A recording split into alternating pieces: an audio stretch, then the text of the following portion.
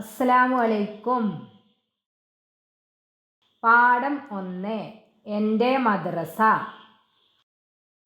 നേരം 7:30 നേരം ബെല്ലടി കേൾക്കാറായി.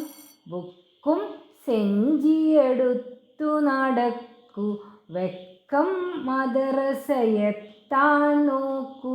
ബെല്ലടി കേട്ടാൽ ക്ലാസ്സിൽ പോകാം, പ്രാർത്ഥന തീർന്നാൽ പഠനമതാകാം.